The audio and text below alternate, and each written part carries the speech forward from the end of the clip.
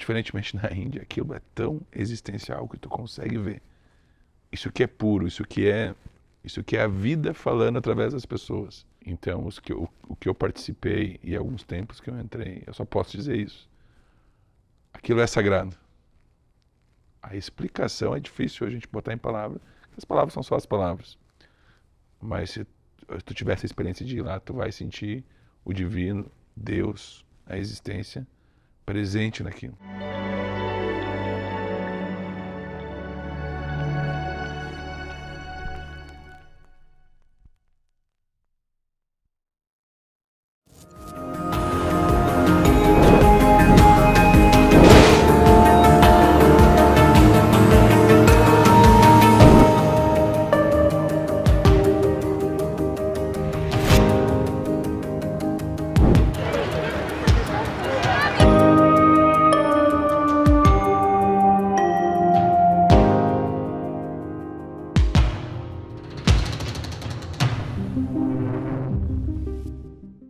Olá, caminhantes!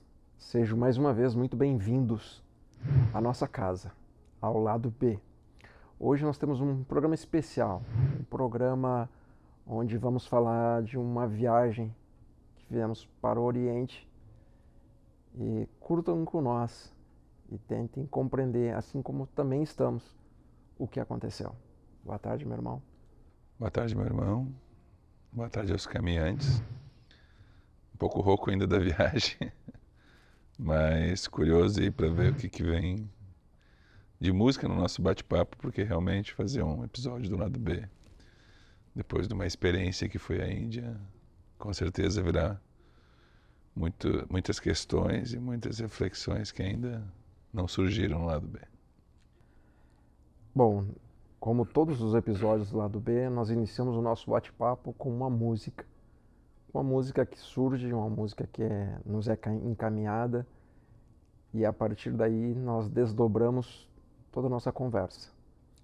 Para esse episódio, que é para falarmos da Índia, eu pensei um pouco em Jorge Ben, depois pensei em Belchior, mas não sou eu que penso. E a música para hoje eu nunca ouvi. Vamos degustá-la. E o nosso místico de hoje, um dos preferidos do lado B, daqueles místicos que se diverte sendo cantor, Gilberto Gil, e a música é Oriente. Se oriente, rapaz, pela constelação do Cruzeiro do Sul. Se oriente, rapaz, pela constatação de que a aranha vive do que tece. Vê se não esquece, pela simples razão de que tudo merece consideração. Considere, rapaz, a possibilidade de ir para o Japão, num cargueiro do Lloyd lavando o porão. Pela curiosidade de ver onde o sol se esconde. Vê se compreende, pela simples razão de que tudo depende de determinação. Determine, rapaz, onde vai ser o seu curso de pós-graduação. Se oriente, rapaz, pela rotação da Terra em torno do Sol. Sorridente, rapaz, pela continuidade do sonho de Adão. Se oriente, rapaz, pela constelação do Cruzeiro do Sul. Se oriente, rapaz. Gilberto Gil. Olha que eu já tinha escutado bastante música do Gilberto Gil, essa eu não conhecia. Eu também não. E quando eu estava ouvindo ela, eu lembrei do início da viagem. Nós gravando aqui na montanha, naquela noite enluarada, o Xavier fazendo a filmagem, e depois, por algum motivo, aquela noite, você me chamou lá fora para olhar o Cruzeiro do Sul. Ah, foi mesmo.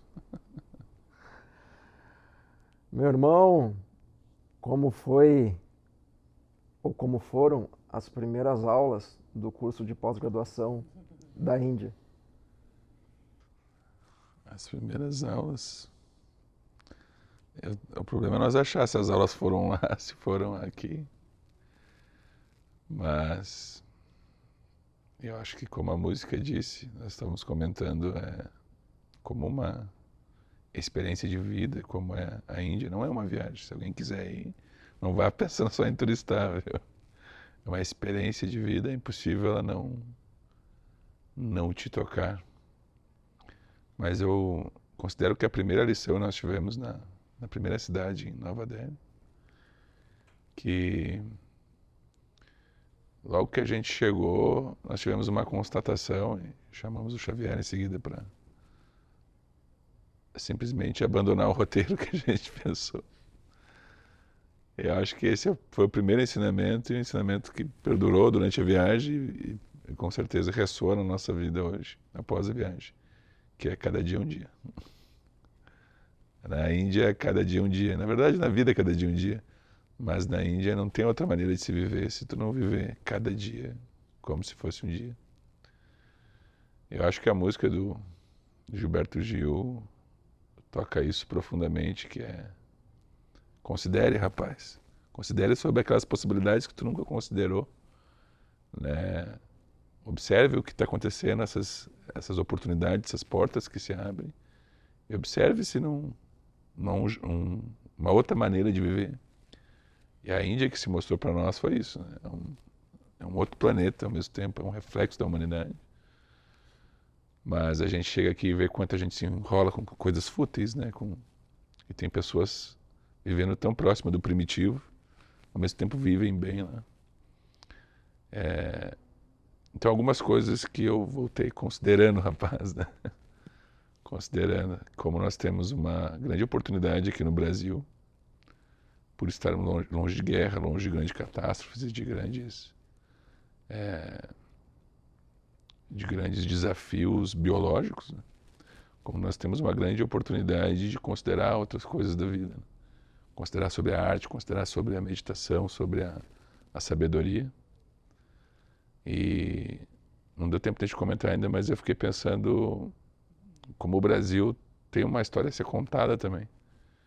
Só que talvez para a gente ter tantas oportunidades aqui e viver tão abastadamente, nós não paramos para considerar essas coisas, belezas do Brasil, sejam das culturas que vivem aqui dentro, da nossa história, da espiritualidade que é muito forte dentro do Brasil também, mas a gente considera como tudo certo, é só o Brasil, né?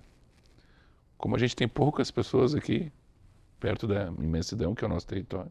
Então, a minha reflexão agora é o quanto o Brasil tem a ser explorado nesse sentido de possibilidades, tanto materiais quanto culturais e espirituais. E a gente vendo o quanto uma cultura tão antiga como a Índia explorou isso. Aquilo como é a comida deles, né? Um turbilhão de sensações, de experiências, né? E o Brasil também tem isso. Eu acho que a gente pode olhar isso de uma forma totalmente diferente. E o recado que a música deixa, tanto quanto a Índia, é um adágio da filosofia antiga, não lembro se é de Platão, se é de Aristóteles, mas ou talvez até Sócrates, não sei. Uma vida que não é pensada não vale a pena ser vivida. Eu mudaria o termo pensamento para reflexão. Uma vida que não é refletida, que não é meditativa, não é a vida a ser vivida. Então, há muitas coisas a se considerar, a se refletir de se estamos realmente vivendo uma vida que chegamos aqui para viver, seja nós como brasileiros, seja nós como humanos, se essa vida realmente é verdadeira ou nós estamos vivendo uma vida falsa. E refletir sobre isso. Então a pergunta que eu te devolvo, meu irmão, é: o que essa experiência da Índia te fez refletir sobre a tua vida? Quem era o Edu antes e quem é o Edu agora? Considere sobre isso, rapaz. Ela fez eu refletir muito sobre gratidão.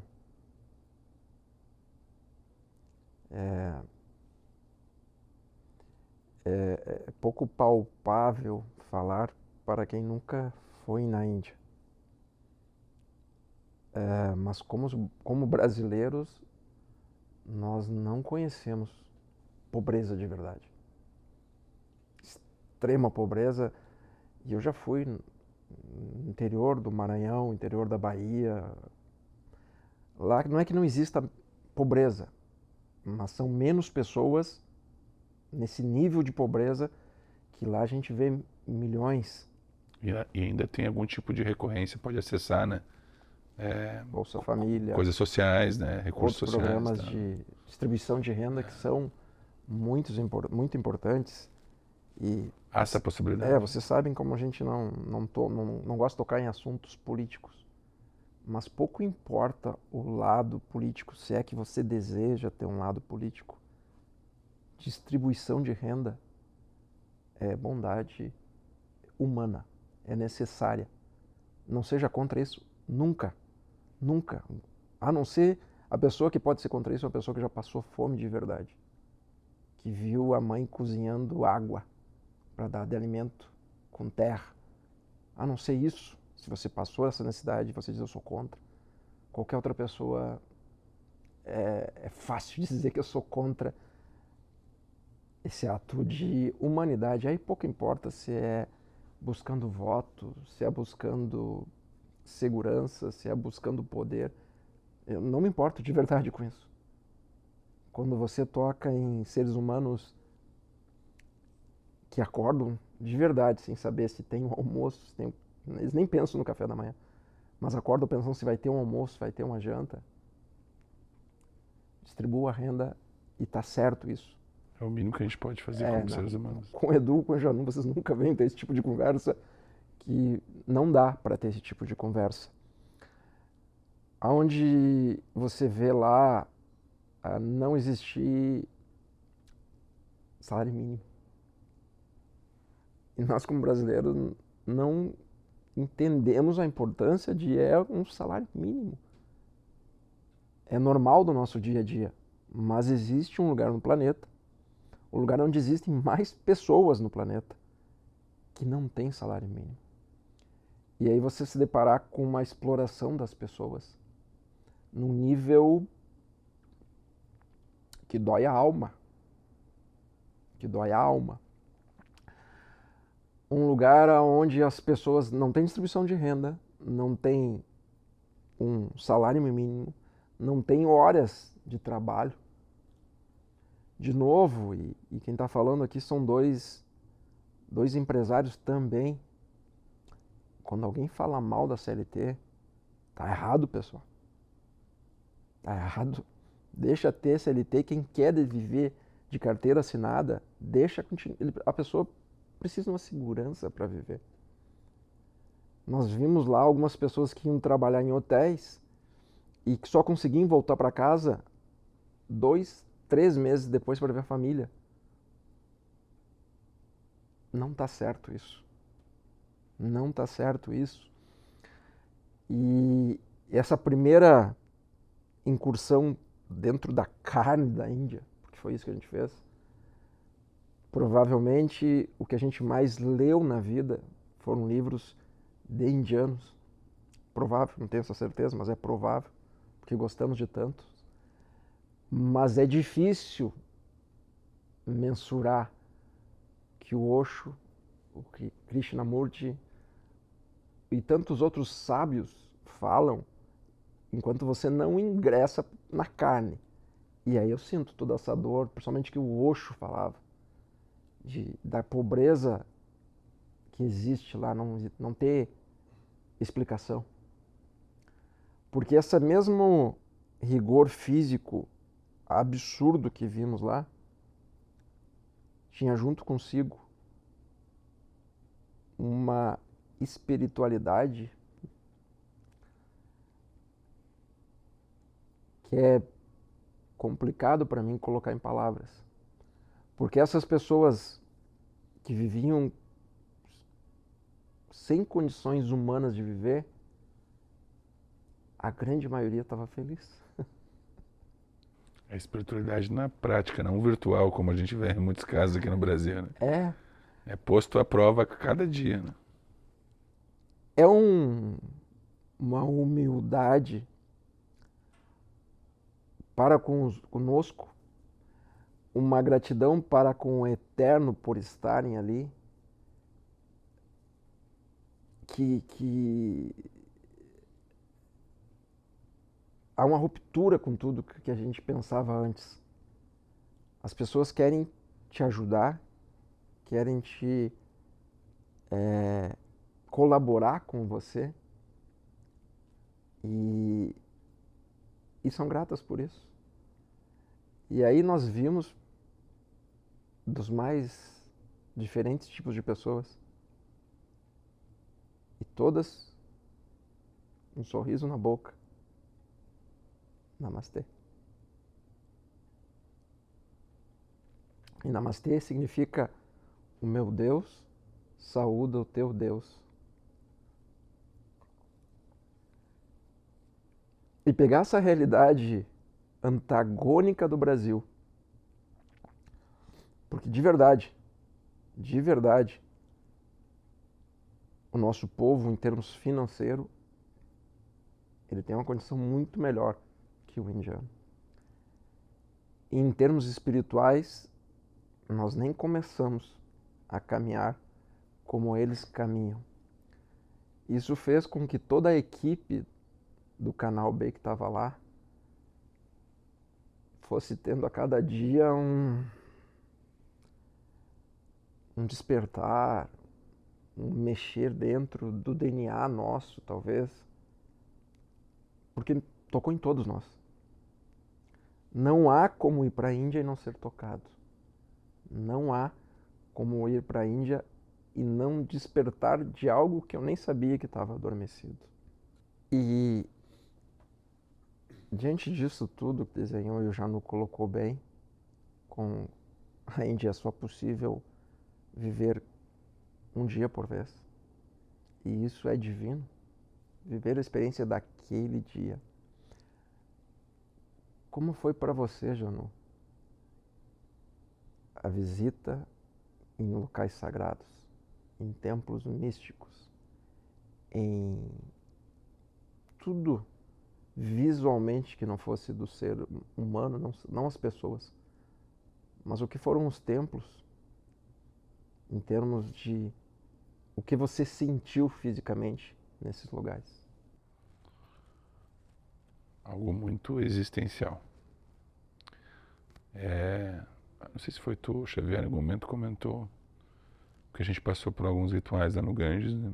E no momento que eles apareceram, eu fiz questão de participar. E quem me conhece pessoalmente sabe que eu sou muito cuidadoso com isso, em entrar em rituais e tal.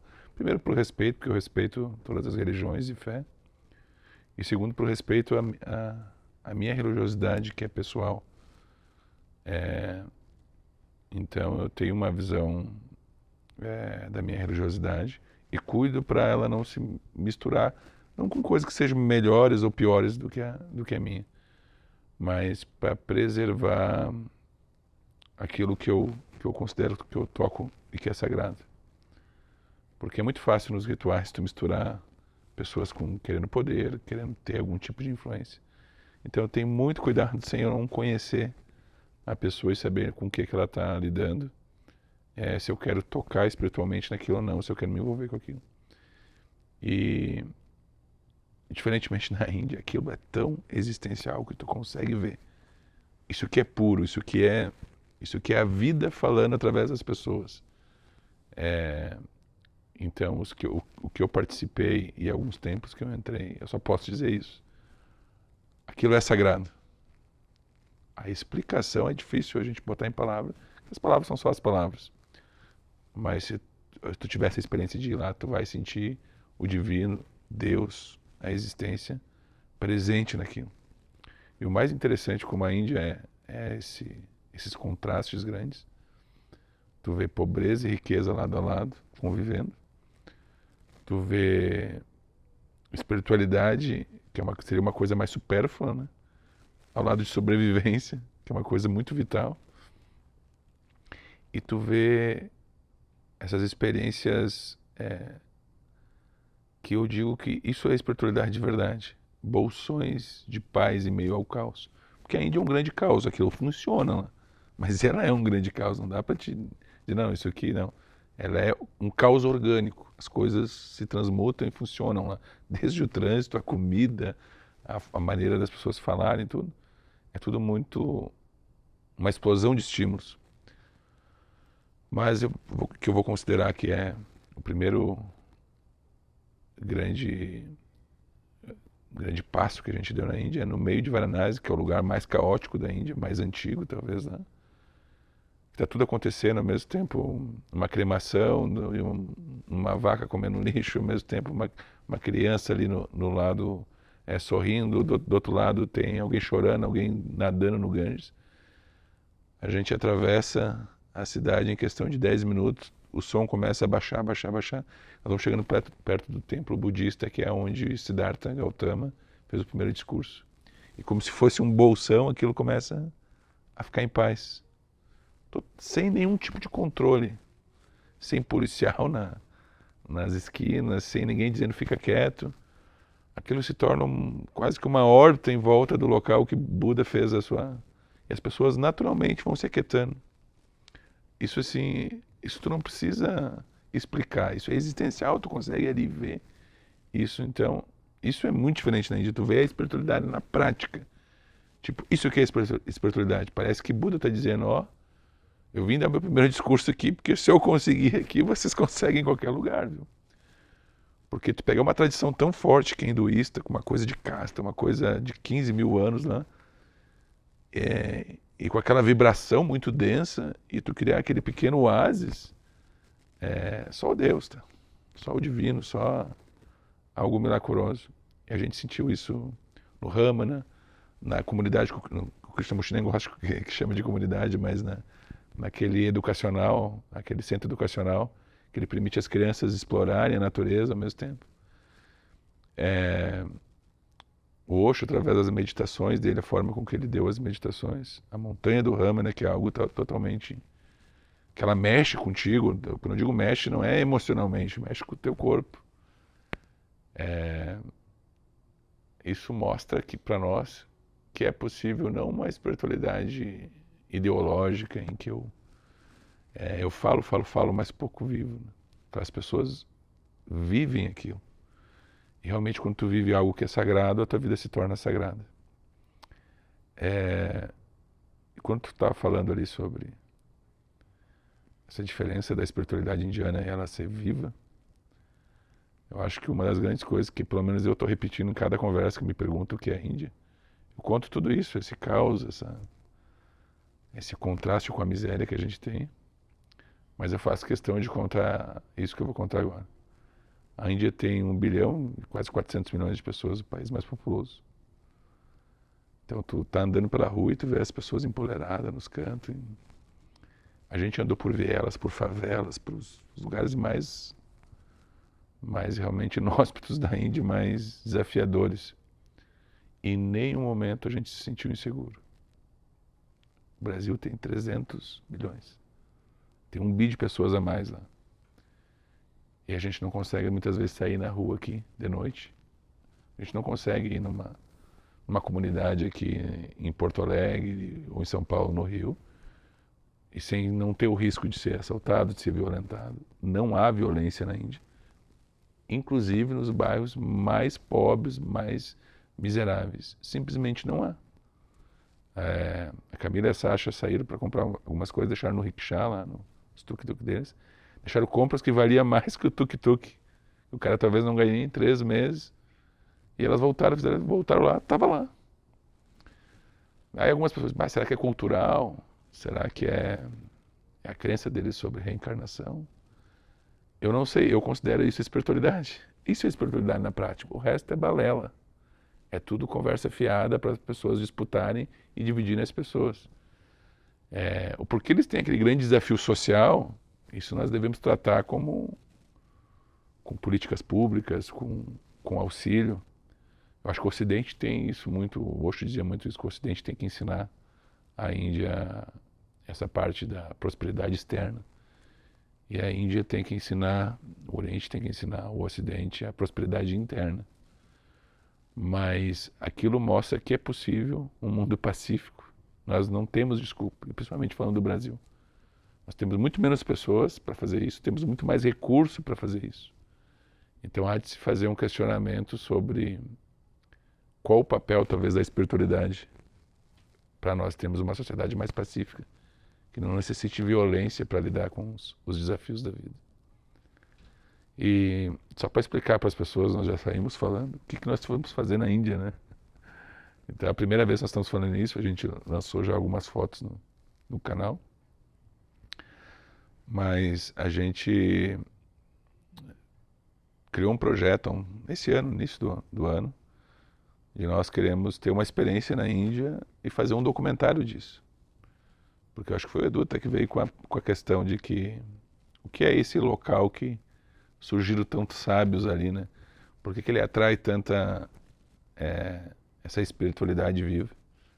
Nós vamos para lá, daí surgiu a Sasha, que já tem um programa no canal, que já tinha uma experiência de ir para lá também, ela nos falou tudo que era, nos acendeu a curiosidade de conhecer. E nós entramos nessa grande empreitada que era filmar esse projeto, esse documentário. Nós não temos data ainda para ir pro ar, mas cada momento, cada dia foi incrível. E com certeza daqui um tempo nós vamos lançar algumas datas e algumas novidades sobre esse projeto que eu acho que vai mudar tanto a visão que as pessoas têm da Índia, como a visão sobre espiritualidade, sobre o que é possível fazer nas nossas vidas. Meditação. Como a Índia proporciona isso. E para mim beirou o contrassenso, porque quando tentava, quando ainda tento meditar, eu procurava os lugares mais quietinhos, mais calmos, mais silenciosos, porque ali eu consigo meditar. Não daria para meditar na Índia. Não existe locais... Os locais sagrados, que a gente, Sim, alguns locais, né? Mas só lá para meditar todo dia. Imagina colocar 1 bilhão e 400 milhões de pessoas na caverna do Rama. Não dá. Né? Mas como esse tempo, que meditação nada mais é do que tirar um tempo para si próprio, como é importante. E como não depende do que está fora para você silenciar. Para você silenciar, basta você silenciar. Pode estar buzina lá fora, pode estar vaca berrando, pode ter cachorro latindo, pode ter seres humanos gritando. Se você silenciar, você consegue meditar. E alguns locais, a meditação da Índia me levou para realidades que eu nem conhecia até então. Talvez seja a água do Ganges, eu não sei. Mas a meditação que eu tive na casa do Rama, né, que eu achava que era a caverna do Rama, mexeu com o meu DNA, eu repeti essa palavra. Mexeu com o meu DNA, aconteceu algo lá dentro que é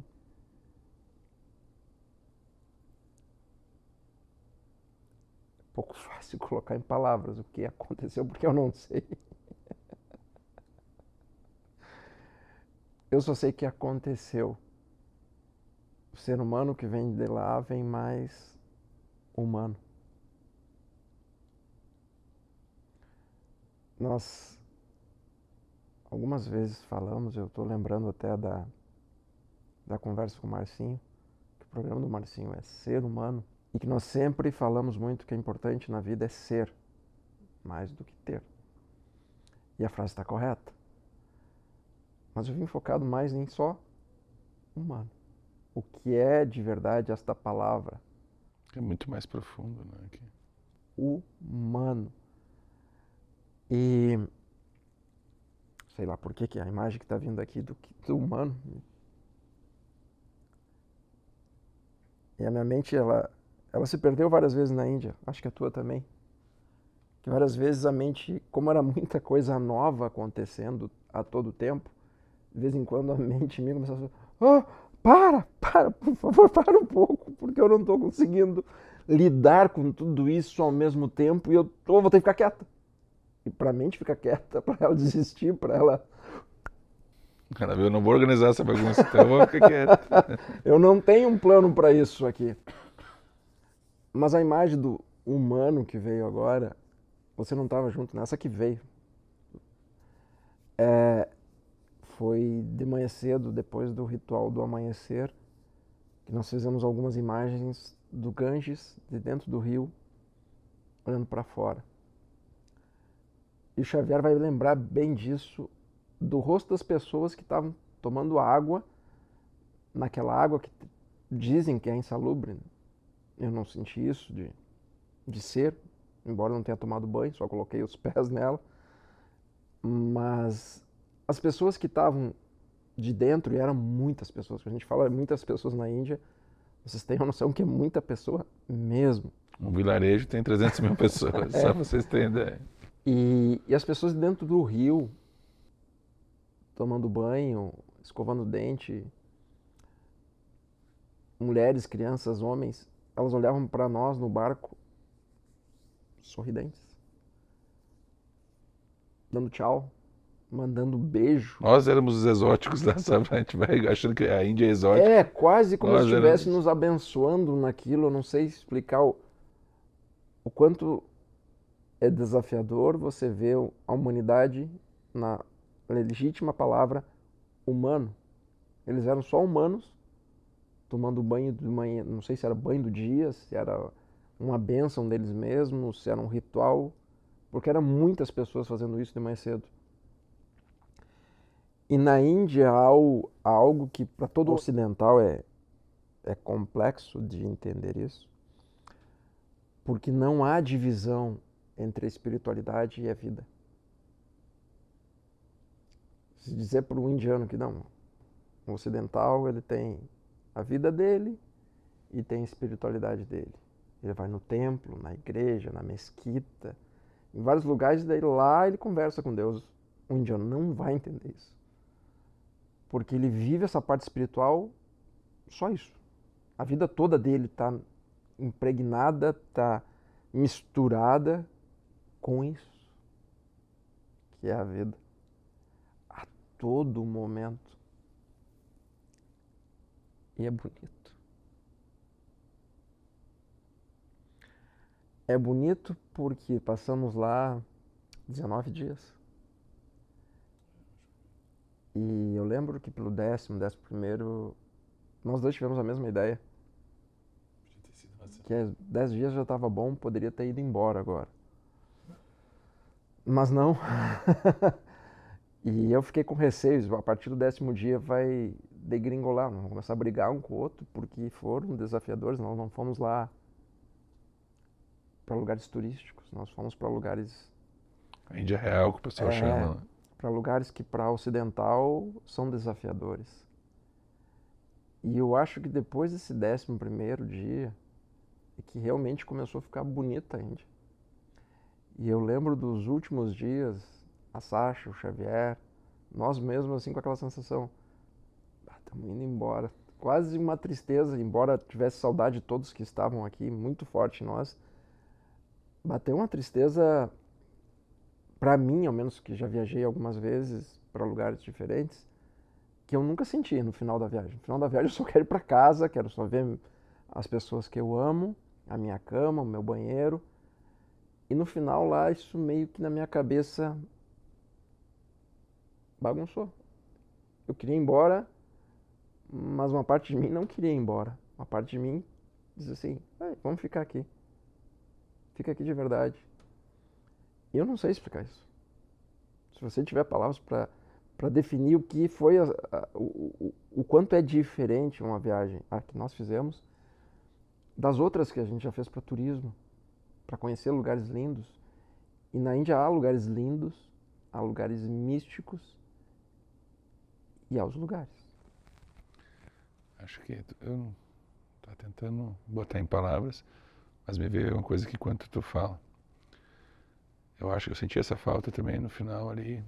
Mas quando eu penso, mas como pode um lugar tão desafiador biologicamente para ti estar, te dar essa falta assim, né?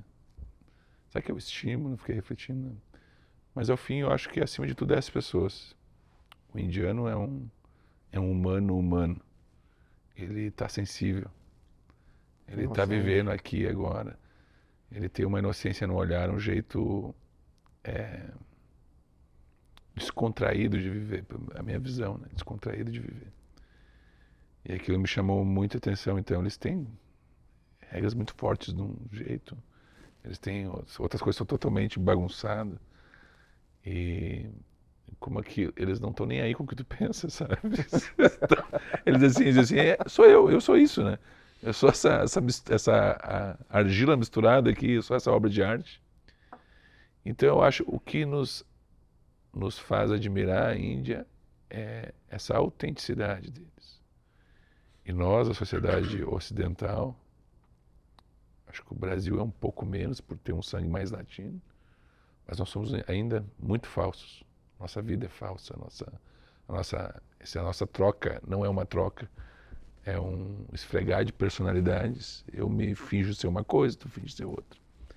O indiano é muito verdadeiro. Quando eu digo verdadeiro, não entenda falar a verdade ou falar a mentira, porque ele vai mentir para ti. Só que ele não está nem aí, entendeu? Se ele tiver que mentir, ele vai mentir. Se ele tiver que falar, ele vai falar.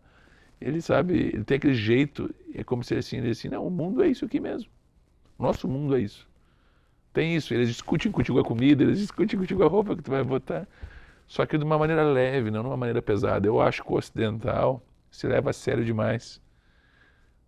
Ele pesa a vida, sabe? E o indiano, mesmo com aquele monte de desafios, às vezes de ter o que comer, de ter que passar por aquele trânsito, ele leva aquilo como, sabe assim, é uma brincadeira para ele, tá andando, daqui a pouco ele tá xingando, daqui a pouco tá... Então, eu acho que isso particularmente me faz falta, viver no meio de pessoas mais verdadeiras. E não é o verdadeiro polido, sabe, aquele politicamente correto para... É assim, cara, é isso mesmo, o humano é isso, cada um é de um jeito, cada um é essa mistura. E eu acho que se a sociedade brasileira, falando mais para os nossos aqui, porque é para eles que a gente fala, tocasse mais nesses limites existenciais, nós temos a possibilidade de sermos um grande novo homem, uma grande nova humanidade, porque nós temos essa beleza humana que é diferente do indiano, mas sabe, esse negócio meio de ser brincalhão, de falar, de fazer piada, às vezes que o americano já não tem muito, que o europeu já não tem muito, mas a gente tem uma vergonhinha, sabe? A gente quer se polir, parecer que nós somos europeus, que nós somos... Não, a gente é essa mistura de índio com os barqueiros que vieram para cá, os marinheiros malucos, entendeu? Com mais esse povo que veio da África, nós somos essa mistura. Quando nós começar a olhar isso com beleza, talvez, nós vamos parar de querer imitar o resto do mundo e nos compararmos e começar a dizer, o Brasil é isso mesmo, cara. É isso mesmo, vocês têm que aprender com nós. Nós somos esse caldeirão cultural e é isso que nós somos. Então, a falta que me faz e que eu gostaria de ter mais indianos vivendo à minha volta é isso. Essa espontaneidade, essa verdade que eles têm em ser o que eles são. É muito real isso que você falou. Muito real.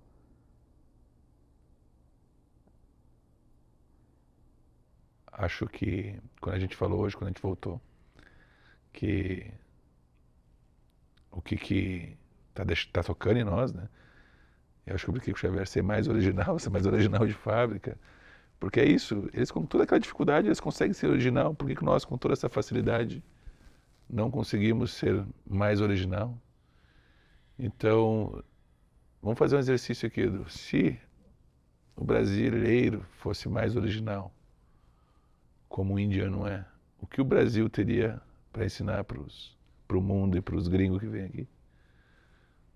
espiritualmente e socialmente? Alegria.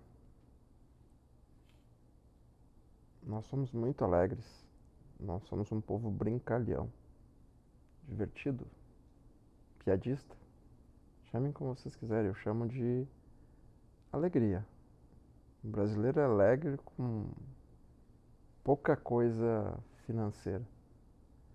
Eu até acho que os brasileiros menos alegres que eu conheci, que tinham muita condição São os financeira. mais abastados. Os mais abastados financeiramente, eles começam, isso que você falou, se levar muito a sério. Agora eu preciso manter uma postura de seriedade porque tem uma conta bancária alta. Ou pior, não tem a conta bancária alta, mas tem um limite de crédito alto. Agora eu sou um douto, eu sou alguém muito respeitável pela sociedade e preciso manter uma postura. Acho que tem talvez um pouco de... Me aportuguesei, agora sou um pouco nobre de Portugal e não posso mais me misturar com os índios aqui, com os negros que estão aqui, ou com esse povo diferente que se chama brasileiro. E aí são os mais feios.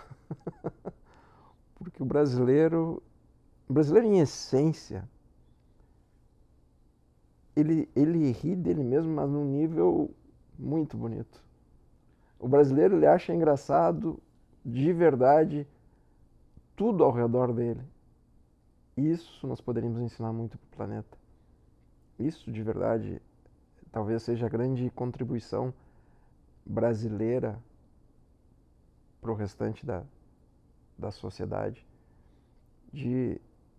Deste caldeirão de culturas europeias, de culturas latinas, do índio, do negro, de tudo isso que surgiu aqui, nasce um ser humano muito único, que aprendeu a rir das próprias mazelas,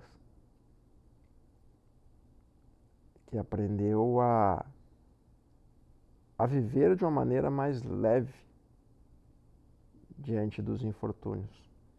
Abraçar, né, essa nossa brasileiridade. Quando eu digo, a gente diz brasileiridade, é o brasileiro gaúcho, brasileiro nordestino, brasileiro mineiro, brasileiro paulista. Não é perder não é criar uma identidade nacional. Não confunda isso com nacionalismo, pelo amor de Deus. Né? Não é nacionalismo. É exatamente o contrário. É exaltar as nossas diferenças culturais que tem dentro desse caldeirão chamado Brasil. É interessante porque na Índia há 23 línguas oficiais. Bem mais confuso do que nós, gente. Nossa, gente, todo mundo fala português. Os caras do norte, não é que eles têm um dialeto diferente, é uma língua escrita e falada diferente. Eles simplesmente não se entendem. E são tudo indiano. Não é nem... Nós aqui, ao menos, falamos todo o greco-romano, que é a língua A, B, C, lá, é tudo desenhado, e o desenho do norte não tem a ver com o desenho do sul. E o do norte não consegue nem ler o que o do sul escreveu. E alguns falam inglês no meio disso. Então aquilo que a gente vê muito em filme indiano, de uma criança se perder num lugar e parar no outro, é real, é possível, porque eles não conseguem se comunicar de verdade. E mesmo assim, eles se respeitam nas suas diferenças. E, inclusive, o inglês é oficial pela exploração que a Inglaterra fez em cima da Índia, mas a maioria dos indianos não fala inglês. Assim, nós vamos... Em algum momento o inglês não vai ser falado mais por eles. Porque não é deles. Há uma sabedoria aqui em alguma coisa acontecendo. Como o pai do Lalit, quando explicou o porquê das castas, que tu questionou ele, o porquê das castas. Há uma sabedoria muito grande na Índia e a gente só não compreende. A realidade é essa. Há que, quando você ir num lugar desses, respeitar as diferenças culturais. E eles mesmos reconhecem que tem coisas a eles melhorarem, a eles abandonarem algumas superstições antigas, mas eles têm um orgulho, não sei se tu notou de falar assim, mas isso deixa com nós estamos agarrando isso, nós estamos tratando disso, entendeu? Foi isso que eu senti do pai do Lalit, porque não é que eles defendam castas, mas o que ele não disse e ficou subliminar para mim não é você ocidental que vai vir dizer para mim como é que... Ele não disse isso pro Janot porque eu sou muito educado, foi muito educado. Mas o que eu entendi era assim, tá, vai querer me ensinar como é que lida com as castas lá do Brasil? Não. E eles estão certos. Eles estão certos, é a realidade deles, que é diferente da nossa. E aqui como brasileiro devemos começar a respeitar as regionalidades. O que há de bonito no Rio Grande do Sul, o que há de bonito em Santa Catarina, o que há de bonito no Maranhão, no Ceará. Para que, respeitando tudo isso, conseguimos entender quem é o brasileiro. Hoje há uma massificação de cultura carioca, em razão da emissora mais forte que existe no Brasil, e essa cultura é para tentar ser parecido com o europeu. Acho que esse é o ponto. Definitivamente o YouTube vai tirar o alcance desse episódio, porque eu já repeti uma palavra política aqui várias vezes. A gente já tinha se policiado, porque realmente o YouTube corta o alcance dos episódios. A gente gostaria que chegasse mais pessoas, mas em quem tiver que chegar, vai chegar esse episódio. Mas tu falando, me veio uma coisa, né? Vamos tocar os limites dessa coisa, né? Que é ser brasileiro. Muitas vezes a gente vai falar assim, a gente tem que ter mais orgulho de ser um povo alegre, leve, né? Que leva a vida. Aí algum europeu que não é metido a ser europeu, que se tira para europeu, mas que não é respeitado pelos europeus, porque para eles lá todo mundo aqui é índio, tá? Não importa o que tu acha, que eu tenho uma ascendência italiana, alemã, belga, para eles todo mundo aqui é... O europeu que nasceu em latino. Eles acham que é mexicano porque é tudo igual. É isso aí. Então, vai dizer assim, mas esse é o jeitinho brasileiro, nós temos que imitar os países desenvolvidos. Eu não sei, eu não quero imitar as guerras que os caras fizeram lá, viu? Eu não quero imitar a forma triste com que eles vivem, que são os maiores índices de suicídio. Eu não quero imitar aquilo lá. Você não quer que invade um país para explorar ele? Não, tô fora dessa, viu? Se alguém quer entrar nessa, eu tô fora. E assim, eu vou dizer, a grande maioria do brasileiro tá. Tu só não tá fora porque tu consumiu um enlatado cultural de outros países que usa isso para sequestrar o teu inconsciente. Ouve bem o que eu tô falando. O teu inconsciente, desde novo, pela televisão, pela cultura, da forma que a gente recebe, a gente consome, desde a comida, cinema, literatura, tudo vem contaminado com a forma colonialista, não tem outro jeito, que eles querem dos países subdesenvolvidos. Então, essa maneira com que tu vê a vida, que, como a gente falou, todo mundo se tira, a Sasha brincou que o cara se tira para guru, tem muita gente que se tira para guru, tem muita gente que se tira para guru financeiro, guru de vida, coach de não sei o quê, eles só estão te entupindo desse monte de lixo que vem dessas culturas que só souberam fazer guerra. Aí eu vou dizer, a alegria não serve para nada. Sabe, esse negócio de favela, não sei o quê, os caras não levam a vida a sério. A grande realidade, que é esse recorte violento que nós temos do Brasil, e tem realmente um Brasil violento, é porque ele não pode ser verdadeiro. Se tu tá feliz, tu não se preocupa em matar ninguém, em querer ascender na favela. Sabe por que dentro da favela tem essas pessoas lá que fazem o crime organizado? Porque tem político para financiar esses caras. Porque eles estão, de novo, sendo alimentados pela mídia, que eles têm que ter o melhor carro. Agora tem os rappers lá que tem que mostrar ostentação. Tá vendo o que é a contaminação do inconsciente? Esse episódio não vai pro ar, né? Não, mas alguém... Bom, já que já perdemos o episódio, vamos falar isso aí. Porque, deixa eu falar, isso é a verdade. Escuta, é a verdade, fala. A verdade é o seguinte, a grande maioria das pessoas na favela são gente boa, cara. São gente feliz, só quer jogar futebol, honesta, tomar a sua caipirinha, fazer o seu samba, às 4 viver da manhã feliz. Pra pegar 3 a ônibus. Minoria financiada pelo sistema político e financeiro que faz essa bagunça. Por quê? Porque nós simplesmente resolvemos dizer que a nossa essência, que é coisa que nos faz feliz, não presta para nada. Que presta esse lixo cultural de cada vez mais, cada vez em busca daquilo que te faz mais infeliz, ter mais e mais e mais, é o que é o correto. É mentira. A coisa mais bonita que tem é o interior do Brasil, do Rio Grande do Sul, do Nordeste, de Minas, pessoas simples, vivendo na roça ou vivendo uma vida simples e feliz, mas alguém pega os filhos deles enfia um monte de merda, de merda cultural e diz assim, ó, o legal é tu ir pra cidade. É tu agora acordar às 5 da manhã e ir pra academia, porque tu tem que ter o melhor corpo, porque a mulher agora tem que ser a mulher mais bem-sucedida, porque o homem tem que ser o cara pra tudo. Gente, estão adoecendo a nossa alma, estão tirando a nossa espiritualidade, que é a nossa alegria. O samba é espiritual, a religiosidade, tanto a cristã, quanto a africana, quanto toda, isso tudo é bonito, mas isso aponta para o simples, para a vida simples, bela, bonita e alegre. E nós estamos mirando no quê? Nessa vida artificial. Enquanto nós tivermos uma vida artificial, nós teremos violência. Por quê? Por que uma vida artificial falsa, Edu? Conta para eles. Por que uma vida artificial falsa cria violência na sociedade?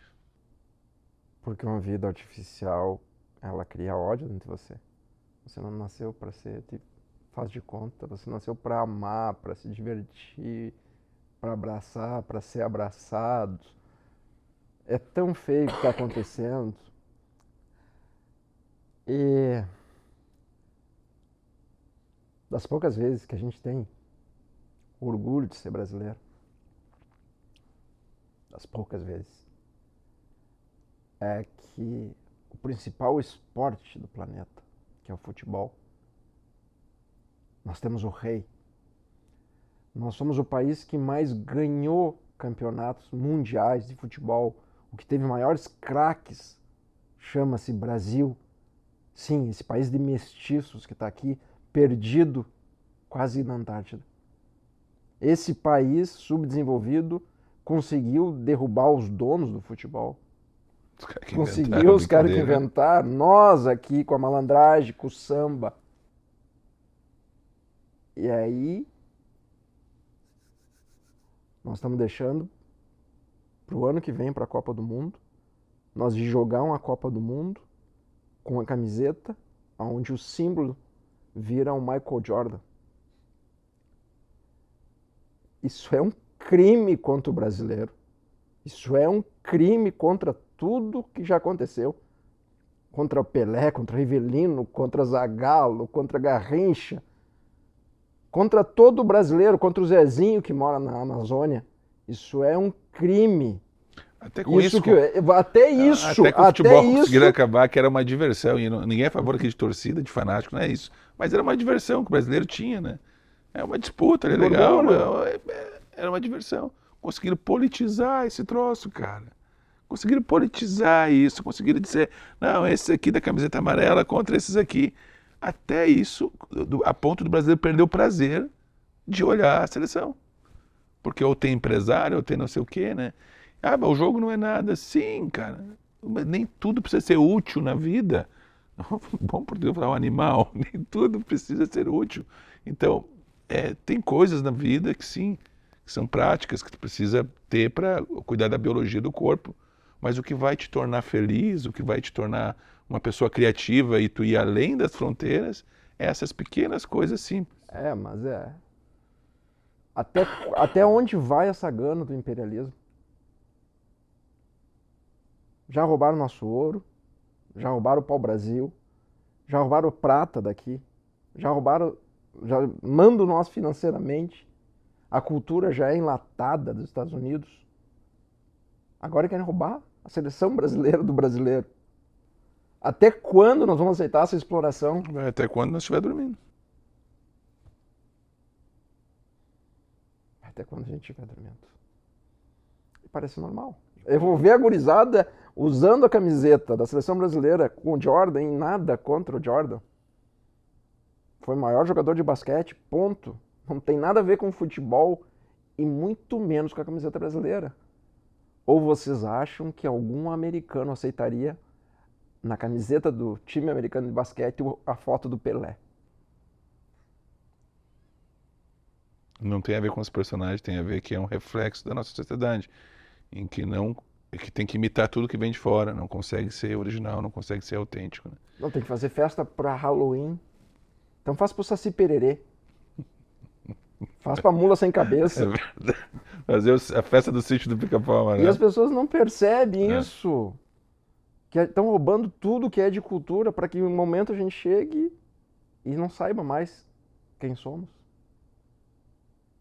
porque já não conseguimos mais definir. Então, no fundo, eu acho que é isso que a Índia trouxe para nós. Porque lá já foram invadidos por mongóis, já foram invadidos por britânicos, já foram por diversas vezes invadidos. E eles continuam sendo indianos.